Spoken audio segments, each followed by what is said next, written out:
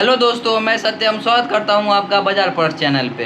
यह ट्रेडर बनो सीरीज का नेक्स्ट वीडियो है। जिन लोगों को नहीं पता कि यह ट्रेडर बनो सीरीज क्या है, तो मैं उन लोगों को बताना चाहूँगा कि यह एक ट्रेडिंग कोर्स है जिसमें हम लोग ट्रेडिंग को एकदम बेसिक से लेकर एडवांस लेवल तक स्टेप बाय स्टेप सीख रहे हैं। इस कोर्स में हम लोग अब तक सीख चुके हैं फाइनेंशियल मार्केट के बेसिक्स और इसके इंस्ट्रूमेंट, स्टॉक मार्केट का ओवरव्यू, ट्रेडिंग का ओवरव्यू और ट्रेडिंग में यूज होने वाले बेसिक टर्म।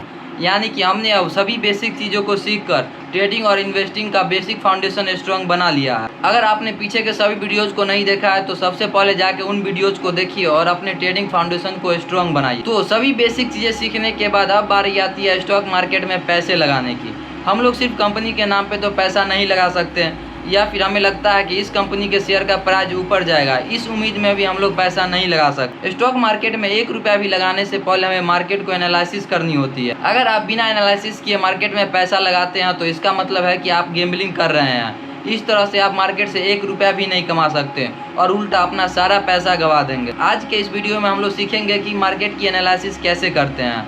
तो चलिए वीडियो की शुरुआत करते हैं और सबसे पहले समझते हैं कि मार्केट एनालिसिस का मतलब क्या होता है। मार्केट एनालिसिस का मतलब होता है कि मार्केट की करंट सिचुएशन को रीड करना और समझना, ताकि हम लोग अंदाज़ा लगा सके कि फ्यूचर में प्राइस ऊपर जाएगा या नीचे, जिससे कि हम लोग सही टाइम पे मार्केट में एंट्री करके प्रॉफिट बना सकें। मार्केट एनालिसिस करने के 2 बड़े तरीके होते हैं। पहला फंडामेंटल एनालिसिस, जो कि मार्केट में पैसे इन्वेस्ट करने के लिए यूज़ किया जाता है, और दूसरा टेक्निकल एनालिसिस, जो कि ट्रेडिंग करने के लिए यूज़ किया जाता है। इस वीडियो में हम लोग सिर्फ बेसिक फंडामेंटल एनालिसिस को समझेंगे, जो कि इन्वेस्टमेंट करने के लिए यूज किया जाता है। फंडामेंटल एनालिसिस वह तरीका है जिसके थ्रू हमें पता चलता है कि कंपनी का असल वैल्यू क्या है, कंपनी का फाइनेंशियल हेल्थ कैसा है। तो चलिए अब स्टेप बाय स्टेप समझते हैं कि हम लोग किसी भी कंपनी का फंडामेंटल एनालिसिस कैसे करते हैं। यह सभी स्टेप्स इंपॉर्टेंट है, इसलिए आप इसे पूरे फोकस के साथ देखिएगा। फंडामेंटल एनालिसिस करने का सबसे पहला स्टेप है कंपनी के बिजनेस को समझो।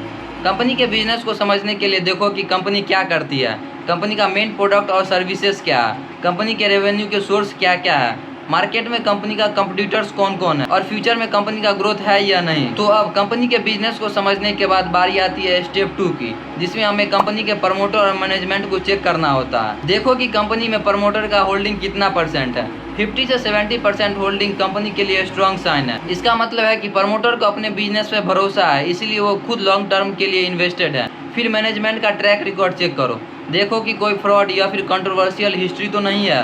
तो कंपनी के प्रमोटर और मैनेजमेंट को चेक करने के बाद अब बारी आती है कंपनी के फाइनेंशियल हेल्थ को चेक करने की।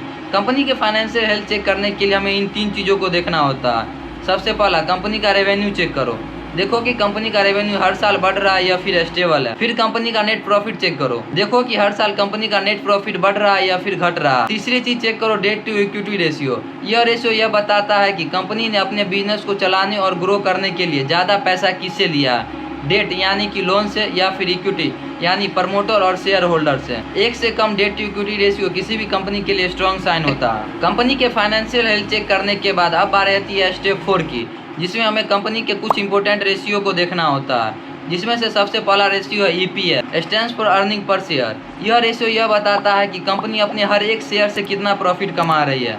अगर किसी कंपनी का हाई रेशियो है तो इसका मतलब है कि वह कंपनी अपने हर एक शेयर से ज़्यादा प्रॉफिट कमा रही है।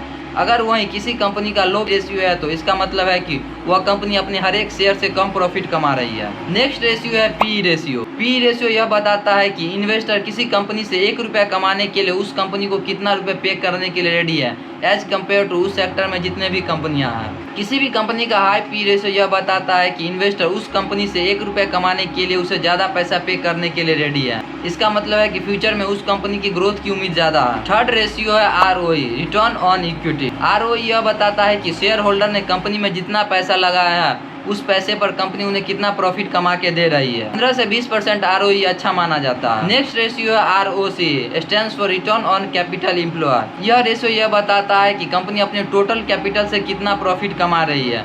यानी कि इसमें न सिर्फ शेयर होल्डर के पैसे को देखा जाता है, बल्कि कंपनी ने अब तक अपने बिजनेस को चलाने और ग्रो करने के लिए जितना भी पैसा लगाया उस पर वह कितना रिटर्न कमा रही है। 15 से 20% ROC किसी भी कंपनी के लिए अच्छा है। फिफ्थ रेशियो है करंट रेशियो। करंट रेशियो एक लिक्विडिटी रेशियो होता है, जो कि यह बताता है कि किसी भी कंपनी के पास अपने शॉर्ट टर्म एसेट से अपने शॉर्ट टर्म लायबिलिटीज को चुकाने की क्षमता कितनी है। यानी कि अगर किसी कंपनी का 1 साल के अंदर 50 करोड़ का लायबिलिटीज है तो क्या उस कंपनी के पास 1 साल के अंदर कैश बनाने वाले उतने एसेट्स हैं जिससे कि वो अपने लायबिलिटीज को आराम से चुका सके। 1.5 से 2 के बीच का करंट रेशियो किसी भी कंपनी के लिए हेल्दी माना जाता है। तो कंपनी के इंपॉर्टेंट रेशियो चेक करने के बाद अब बारी आती है स्टेप 5 की, जिसमें हमें कंपनी के वैल्यूएशन को चेक करना होता है। कंपनी के वैल्यूएशन को चेक करने के लिए देखो कि कंपनी का शेयर प्राइस फेयर है या फिर ओवर वैल्यूड है। कंपनी के पीई और पीवी रेशियो को कंपनी के सेक्टर से कंपेयर करो। अब आता है बेसिक फंडामेंटल एनालिसिस का लास्ट स्टेप, जिसमें हमें कंपनी के फ्यूचर ग्रोथ के पोटेंशियल को चेक करना होता है। इसके लिए सबसे पहले देखो कि कंपनी जिस सेक्टर में काम कर रही है वह सेक्टर ग्रो कर रही है या नहीं। फिर देखो कंपनी का रेवेन्यू और नेट प्रॉफिट, देखो कि कंपनी का रेवेन्यू हर साल बढ़ रहा है या नहीं। अगर कंपनी का रेवेन्यू 10 से 15% ग्रोथ के साथ बढ़ रहा है तो इसका मतलब है कि कंपनी में स्ट्रॉन्ग पोटेंशियल है। फिर चेक करो कि कंपनी का मार्केट शेयर बढ़ रहा है या फिर घट रहा है। फिर चेक करो कंपनी का एक्सपेंशन प्लान, देखो कि कंपनी इंडिया से बाहर यानी कि इंटरनेशनल लेवल पर जा रही है या नहीं। तो दोस्तों ये है बेसिक फंडामेंटल एनालिसिस करने का तरीका। अब सवाल आता है कि हम लोग कंपनी के इतने सारे डिटेल को कहाँ देखें।